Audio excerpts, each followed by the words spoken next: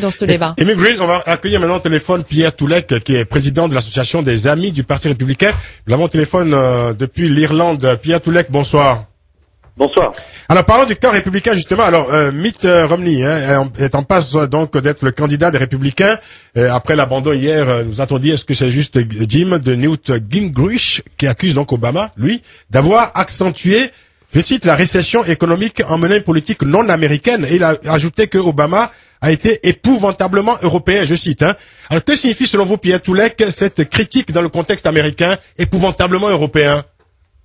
Alors la critique, elle vient du fonctionnement philosophique des États-Unis, mais aussi constitutionnel.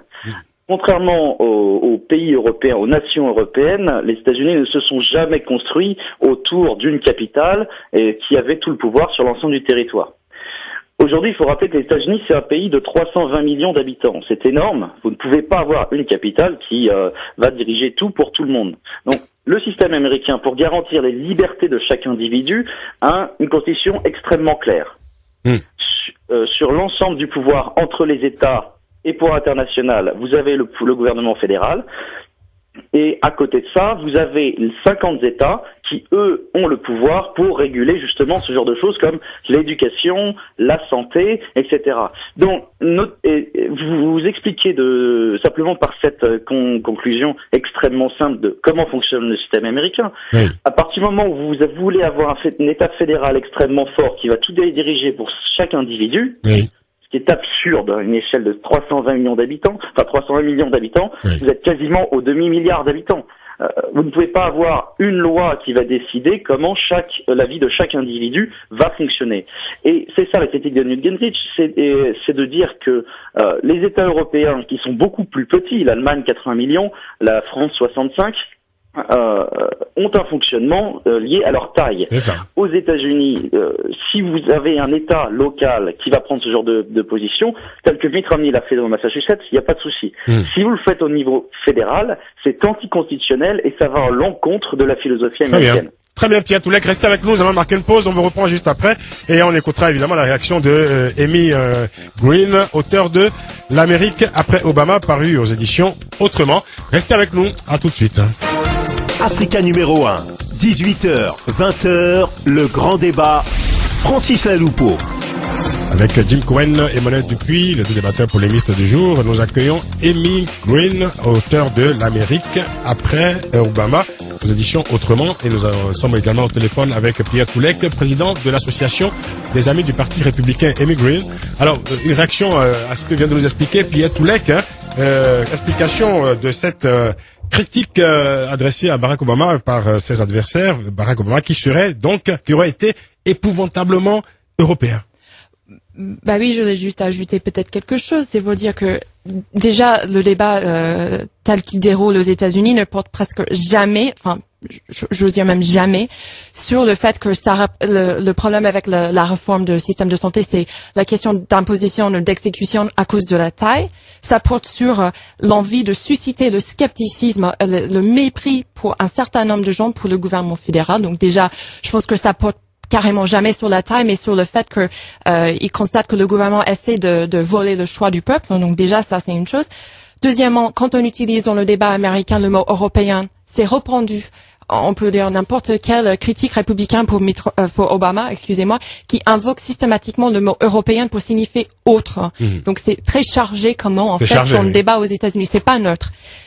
Et troisièmement, d'après ma connaissance, la Cour suprême ne s'est pas encore exprimée sur la constitutionnalité, donc je pense qu'il faut abstenir à juger si c'est anticonstitutionnel ou pas, parce que c'est quand même très chargé aussi. Donc moi, j'attends l'opinion de la Cour suprême avant de me proclamer là-dessus. James Cohen. Sans être nostalgique de l'époque du New Deal de Roosevelt, on peut constater que, y compris dans l'histoire des États-Unis, il y a eu un État qui garantissait un minimum de solidarité sociale. J'attends ça de mon État, moi qui suis né au Massachusetts. Monsieur Toulek. Pierre Toulek. Tout à fait. Alors oui, effectivement, vous avez raison. La Cour suprême ne s'est pas encore prononcée. Maintenant, il est quand même assez probable que ce sera de cet endroit-là, puisque Barack Obama lui-même a commencé à s'attaquer à la Cour suprême en affirmant que la Cour suprême voulait faire la loi à la place des législateurs, ce qui n'est absolument pas le cas, puisqu'ils vont juger sur la question de constitutionnalité. Le fonctionnement américain est extrêmement simple. Vous avez la garantie de la liberté des individus. Pierre Toulek, quand Amy Green dit que employer le terme européen, enfin adresser, je dirais, cette critique à quelqu'un aux États-Unis, c'est fortement chargé. Qu'est-ce que vous en pensez? Alors, c'est effectivement chargé, mais c'est aussi tout à fait juste. C'est-à-dire que vous avez un continent européen qui, de manière générale, pendant l'ensemble des pays, certains pays s'en sortent un peu mieux que d'autres, mais dans la majorité, vous avez un système quand même qui s'approche fortement d'une économie dirigée. Alors, on a le cas avec la France, où nous avons eu le débat hier soir, où les deux candidats ne discutaient que d'une chose, c'est comment augmenter les impôts, comment gérer l'économie à la place des agents économiques. Ouais. Et c'est bien cela que essaye de faire le président Obama. Il a une philosophie keynésienne plutôt que d'avoir une philosophie de garantie de la liberté d'entreprise. Ah ben, très bien, écoutez. Et en cela, il est européen. On écoutera les réactions d'Amy Green et de Jim Cohen. On écoute celle de Emmanuel Dupuis. Non, justement, quand vous évoquez la détestation de l'Europe, ou en tout cas le modèle qui est le plus honni, c'est non seulement le modèle européen, mais souvent le modèle français. D'ailleurs, Mitt Romney dit qu'il ne veut surtout pas pour son pays l'avenir que connaît celui du continent européen. Et quand on pense à tout ce qu'on a privatisé en France ces dernières années. Oui, voilà. Donc en ciblant spécifiquement la France, n'est plus ce qu'il était. Et spécifiquement la France, puisque lui-même a connu la France, puisque il a fait un petit peu de prosélytisme pour son Église ici en France il y a quelques années.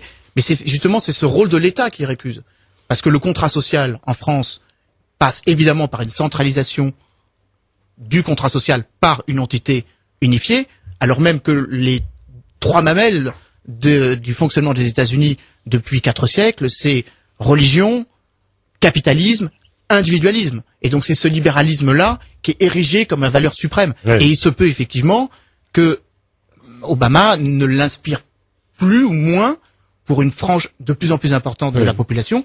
C'est pour ça que, je pense qu'on en parlera au cours du débat, l'émergence du Tea Party, ce mouvement que l'on dit très conservateur, est un mouvement très conservateur, mais qui puise aux racines même de la population américaine. Mais le mouvement Occupy aussi, là, c'est très américain. Pardon? Le mouvement Occupy aussi n'est pas moins américain que l'Occupy. Ce que je veux dire, c'est qu'en France, je me suis mal exprimé, Joe. Ce que je veux dire, c'est que, Jim, pardon. Ce que je veux dire, c'est qu'en France, on a l'impression que le Tea Party est un mouvement très conservateur, droitier, mais il est plus un mouvement populiste et populaire. Il n'est pas à gauche, hein. Populiste, mais pas populaire. C'est parce qu'il y a beaucoup d'argent derrière, hein. D'accord. C'est un truc qui est vraiment implanté par des milliardaires. Ça mérite un débat en soi. On va avancer un peu. Mais c'est vrai que Pierre Toulek, quand l'adversaire de Obama, Newt Gingrich, dit Newt, excusez-moi mon cher Emmanuel, heureusement que vous êtes là.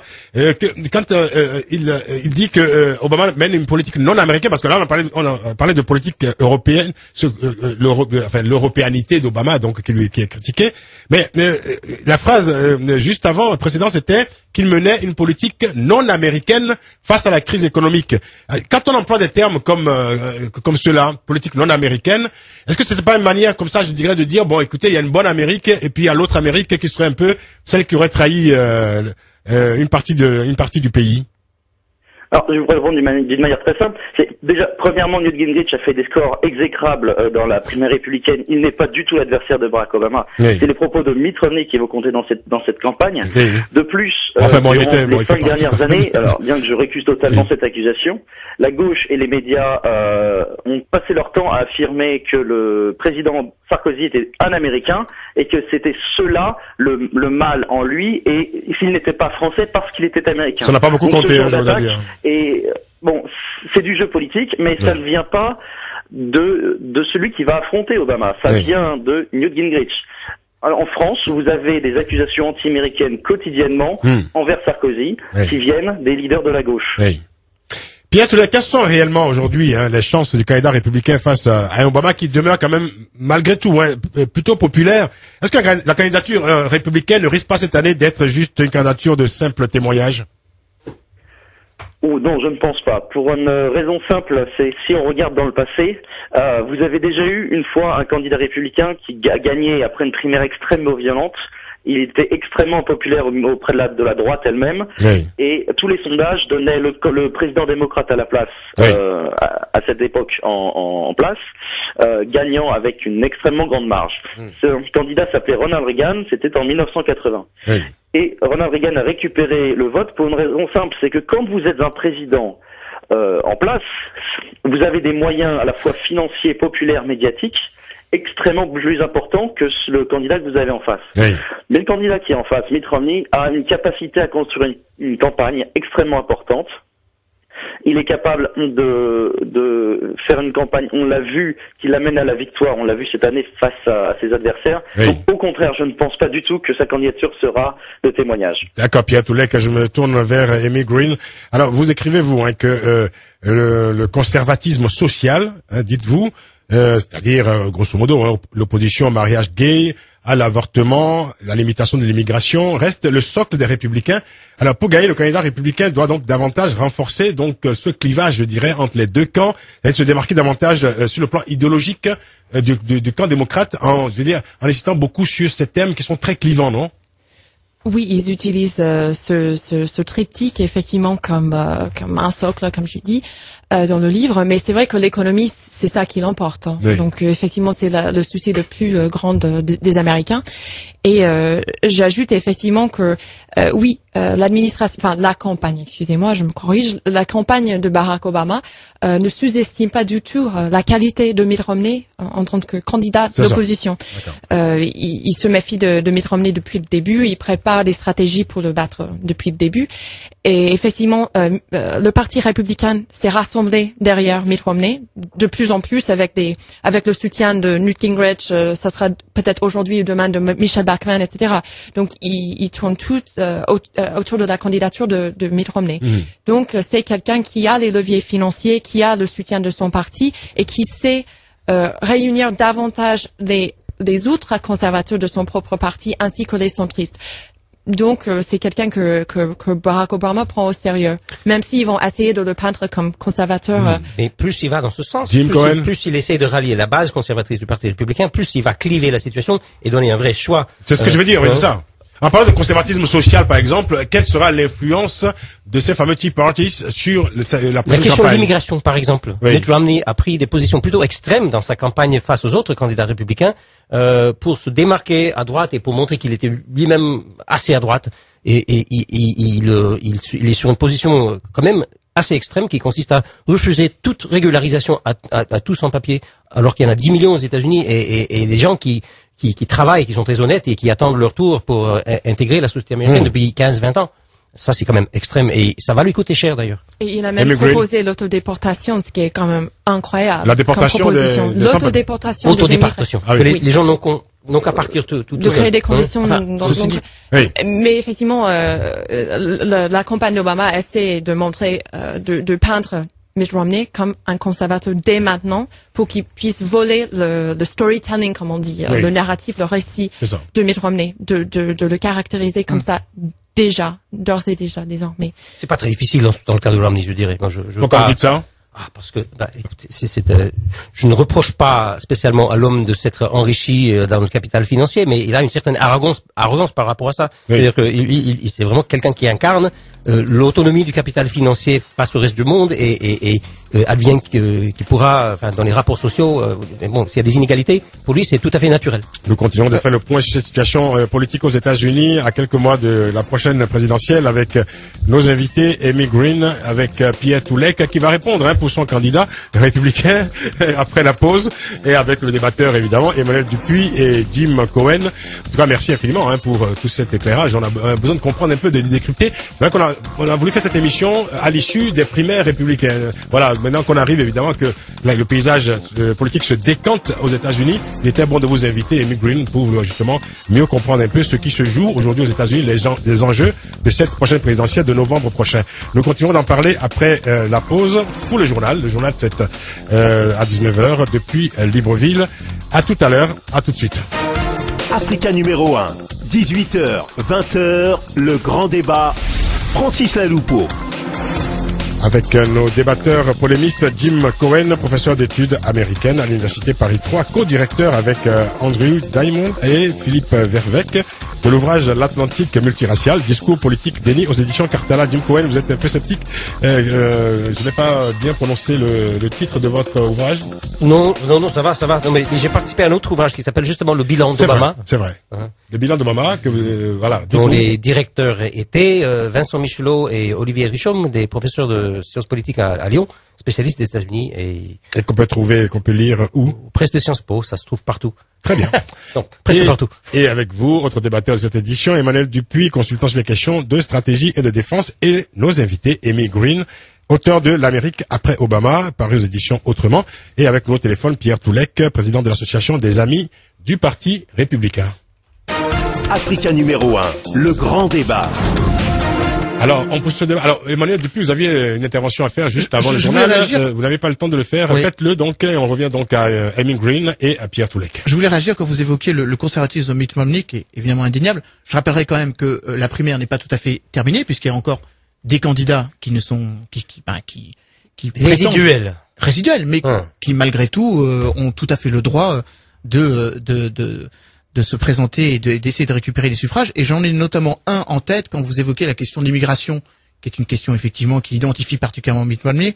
C'est la personnalité tout à fait hors norme de Ron Paul, qui n'en est pas à sa première tentative, puisque ça fait longtemps qu'il brigue la magistrature suprême. Ron Paul est un ovni dans la vie politique américaine. Libertaire de droite, voilà. C'est ça, un libertarien, comme on dit, dont beaucoup d'ailleurs s'inspirent en France, pour dire que face à trop de protectionnisme, il faut ouvrir au maximum et être totalement libertarien, à la fois dans le domaine social et dans le domaine économique. Je le cite tout simplement parce que il a eu par le passé des propos encore davantage, j'allais dire, offensants pour certains, ou en tout cas assez crus, par rapport à la question de... disons parfois qualifié de raciste à l'encontre des non-américains. Donc voilà, juste pour rectifier ce propos en disant que la question de l'immigration est une question importante, en rappelant quand même que les États-Unis ont une immigration de longue date et qu'accessoirement il y a une immigration qui est en train de s'ancrer. Alors là, vous me corrigerez si les chiffres ne sont pas tout à fait exacts, mais en plusieurs dizaines de millions d'hispanophones. On en parlait tout à l'heure parce que Amy Green en parle un corps électoral important. Dans son ouvrage des mutations aujourd'hui sociologiques. Alors, je parlais plus des latinos. Dans la société américaine. J'aimerais juste faire parler Pierre Toulek, faire réagir Pierre Toulek sur ce qu'on disait tout à l'heure à propos de ce conservatisme social qui reste le socle des républicains. Amy Green citait notamment l'opposition au mariage gay, à l'avortement, la limitation de l'immigration, etc. Pierre Toulek, est-ce que la campagne des républicains se fera cette année essentiellement, je dirais, sur ce démarquage, je dirais, radical, idéologique, radical vis-à-vis des démocrates? Non, car la question est beaucoup plus complexe. Je voudrais reprendre effectivement, par exemple, l'exemple de Ron Paul. Ron Paul, contrairement à ce qu'on dit, alors effectivement, beaucoup de gens en France récupèrent le terme libertarien pour pas dire ce qu'il est vraiment, parce qu'effectivement, ça fait bien de dire qu'il n'est pas comme les autres. Oui. Mais Ron Paul n'est pas un libertarien. En français, on dit un libéral. C'est un libéral comme vous en avez eu dans le passé, comme Alain Madelin, par exemple.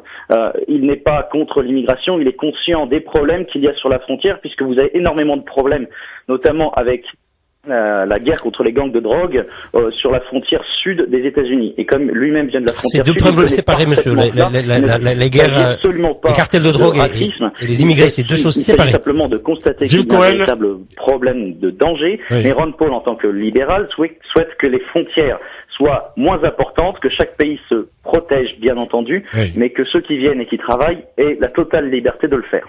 Mais alors, quand on parle de cette société, dont certains réclament la fermeture finalement, c'est ce qu'on entend dans votre propos, Pierre Toulek, il faut se défendre vis-à-vis de l'immigration, etc. Amy Green, justement, dans votre ouvrage, vous parlez de clash de génération, et vous parlez vous consacrez surtout un chapitre au nouveau visage de l'Amérique. Et il faut dire qu'en 2011, 40% des Américains de moins de 18 ans n'étaient pas des Blancs.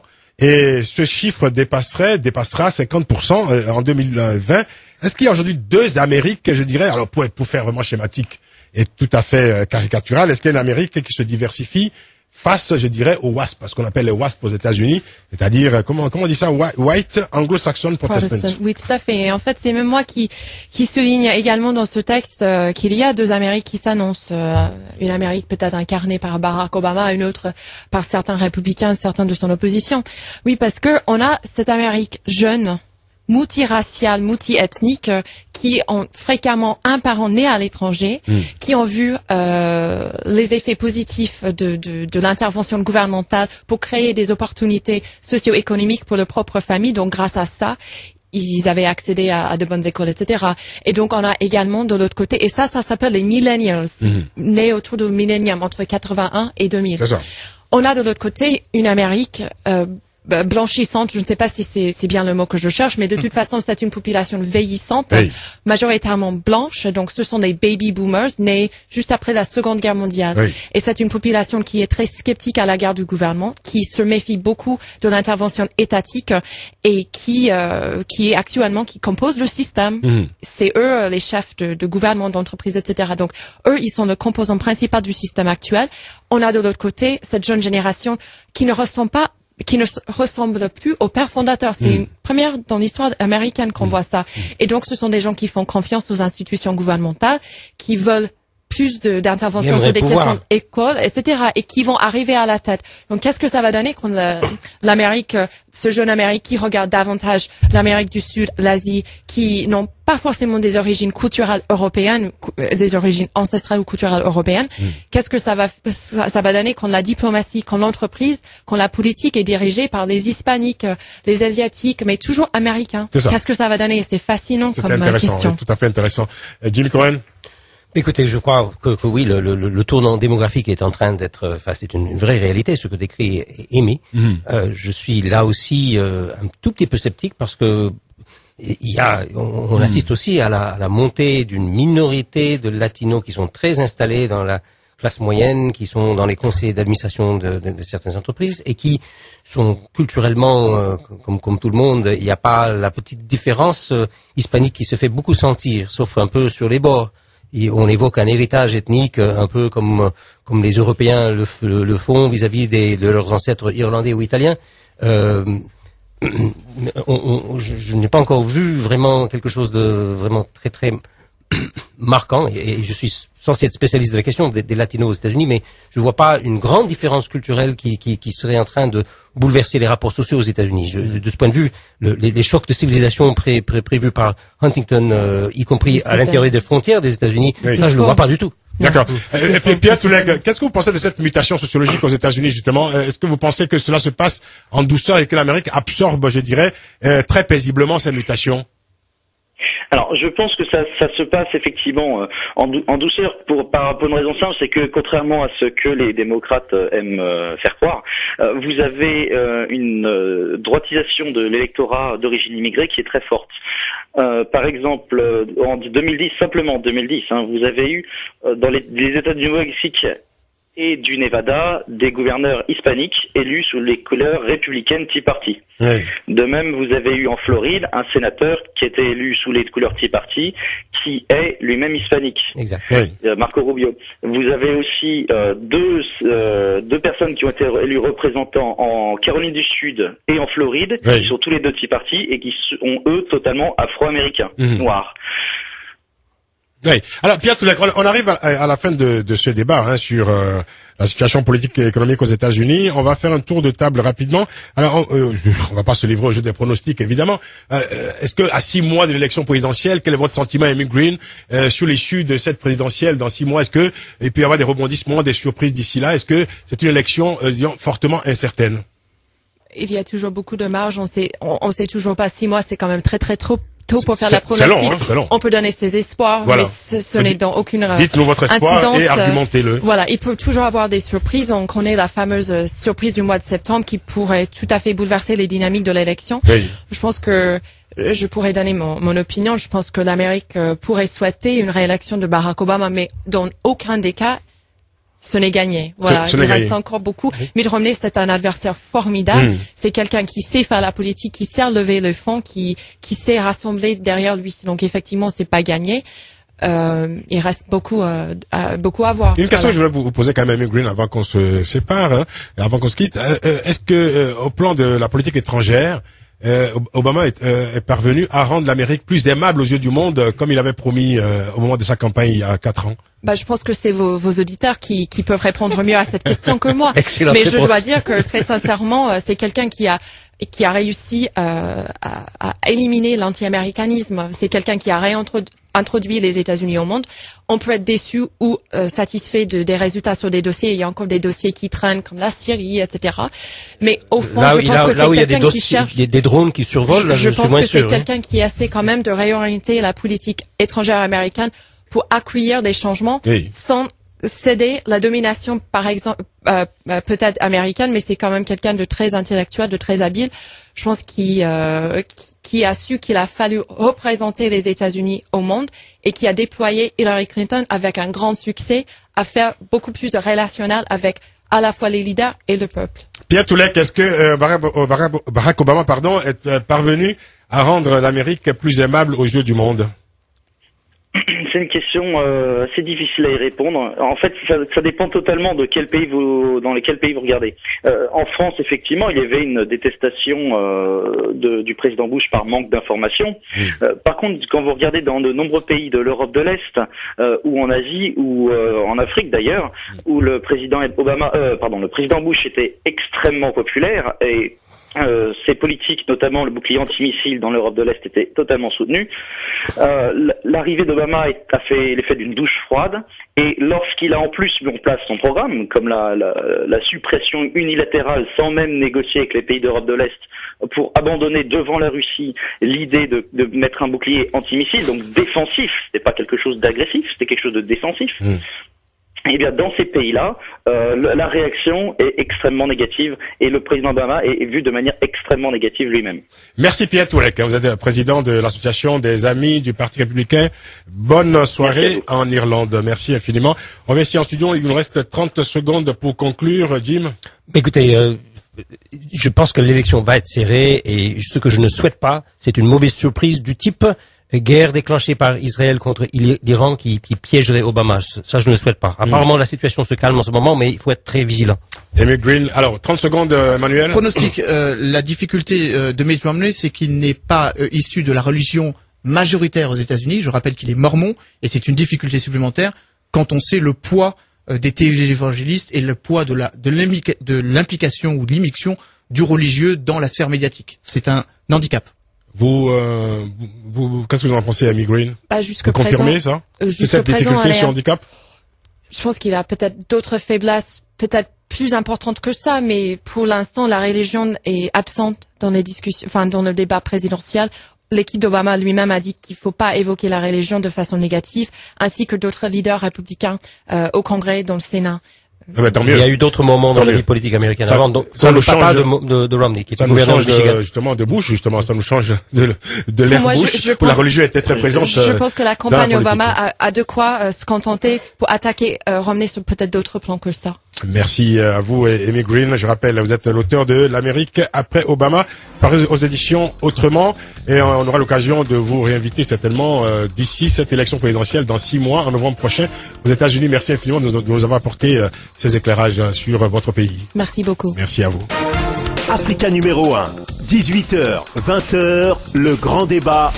Francis Laloupeau.